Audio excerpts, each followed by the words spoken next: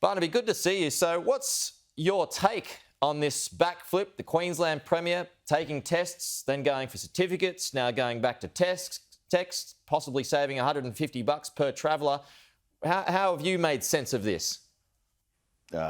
Chaotic scatterbrain politics of the Queensland Premier. I mean, what on earth is going on? For 24 hours, she goes out there and all of a sudden everybody would have to go to a pathologist, get a written certificate to go back to their home state. I don't get this. And then all of a sudden she tries to pull this sneaky little Swifty of, oh, well, we want the federal government to pay for it. She puts out a tweet with welcoming that the federal government is paying for it. Based on what? Based on, I don't know, whatever was floating through her head at that time. And now it's back to where we've always been. You can get a PCR, you get a test. It's 50-50 between the state and the federal government for the person who gets the test.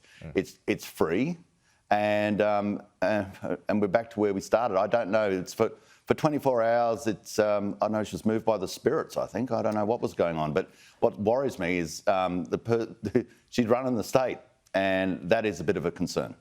I mean, I'm confused. I'm going up to Queensland, hopefully, at Christmas, and I've got no idea now what to do. So as far as you can tell, Barnaby, what does a traveller who wants to go to Queensland now need to do? I worry about what the next iteration coming out of the Premier's mouth is going to be. I don't know. Just stay glued to the radio and decide whether in the Empire of Anna things are going to change before you get to the border to go home. It's a lot of this thing is it's kind of crazy. It's dark side of the moon stuff. If you break your leg in Queensland and it's not life threatening and you're not from Queensland, you have to go to a hospital in New South Wales. And I mean, who's running the show? I mean, this is really dippy stuff. And then you've got their inability to go and talk to their own people about their own policies in regards vaccinations. They hide down in the bunker in Brisbane, in George Street in Brisbane, when they should be up in Yeppoon talking to the people and explaining their government's policies to their people. I mean, but that's Queensland. I don't know about beautiful one day and unfortunately run by Anna the next. Meanwhile, the vaccination rates continue to lag. Meanwhile, Barnaby, on to matters out of Canberra. Disunity is death, goes the saying. So how do you win the election next year with Rebel MPs crossing the floor and either abstaining or voting against the government? Well, anybody who's been around politics for a fair while realises that the last 2 weeks of any sitting year are always tetchy, and this one is no different.